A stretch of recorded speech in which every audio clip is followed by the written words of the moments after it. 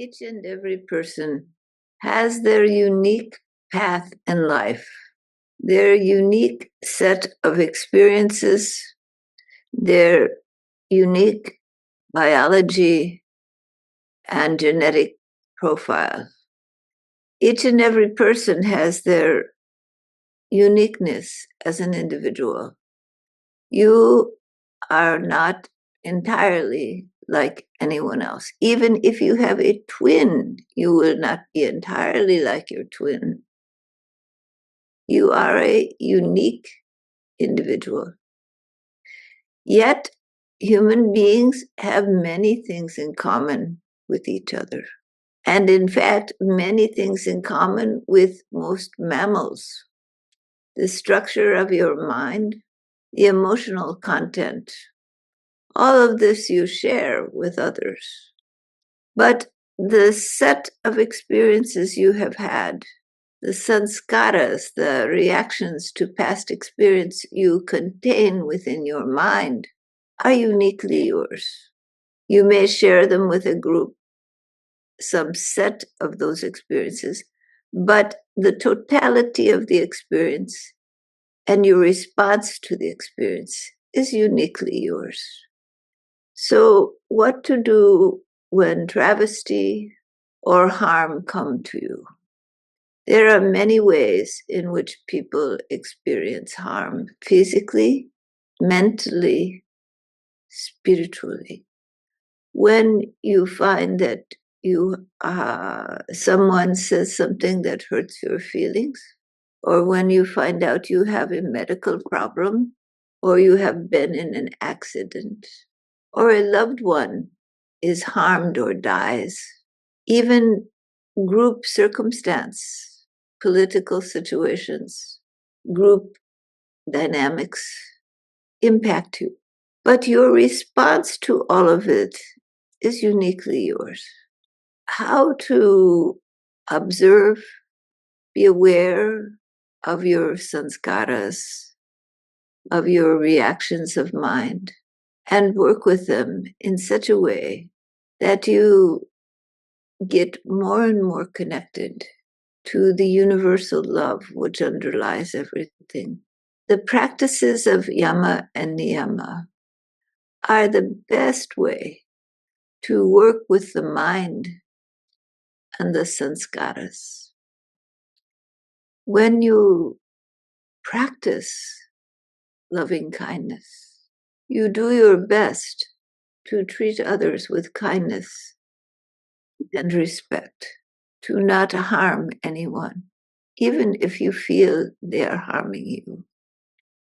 When you look with truthfulness at yourself, at the situation that surrounds you, at the nature of reality, you discover there is a unitary whole, a connectedness that you have with all beings, a love which doesn't die, and that there is a deep stratum of this love, which always is.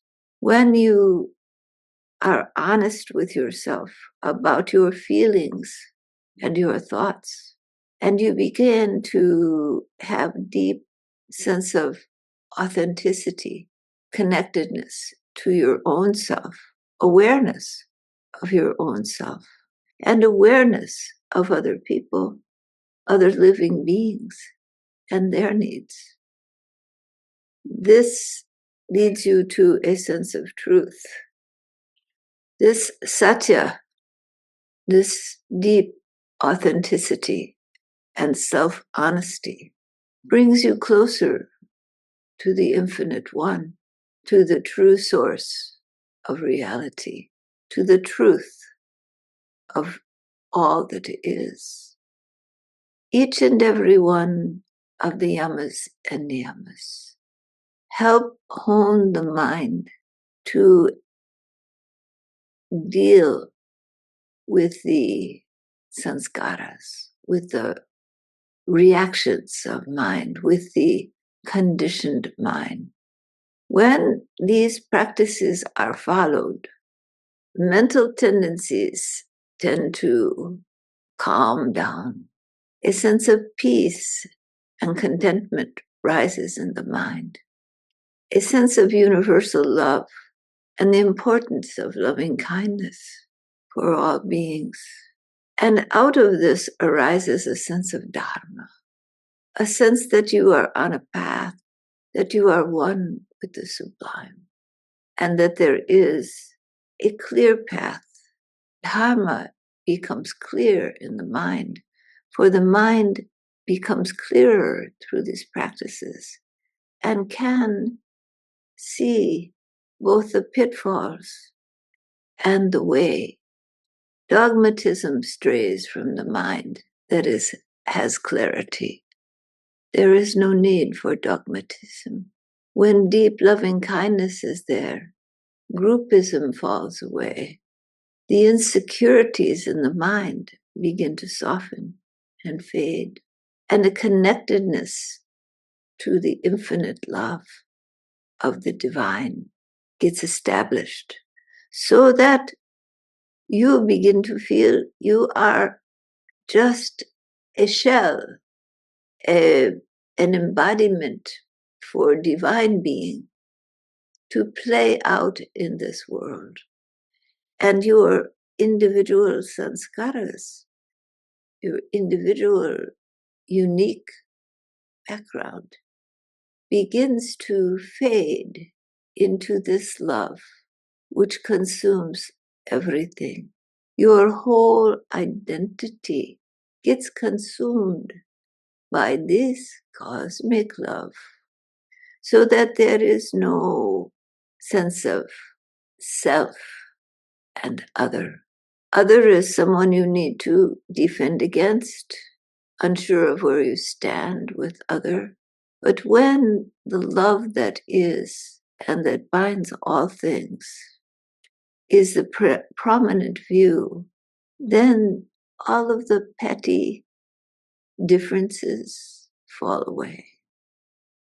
And one sees the divinity in all beings, be they kind or harsh. Still, you see their divine nature. You may not approve of their actions. You may stand against their actions if their actions are against Dharma, but you see all as divine beings, part of the infinite whole of being. And in that, personal judgment also falls away. For who are you to judge others? Are you so perfect that you can be the judge of your fellow man? Humility, willingness to accept the limitations of the mind, is part and parcel of self-surrender, part and parcel of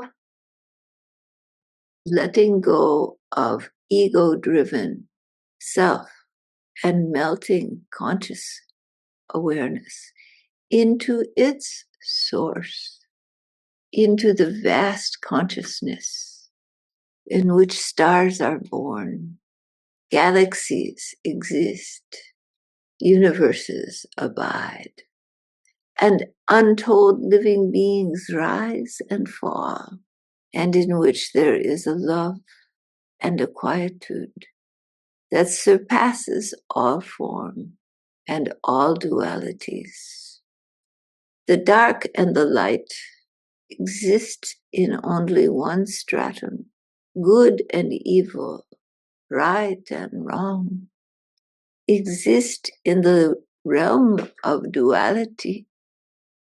But when one moves to the infinite whole, the consciousness, the awareness, the love that has no second, then these thoughts become irrelevant.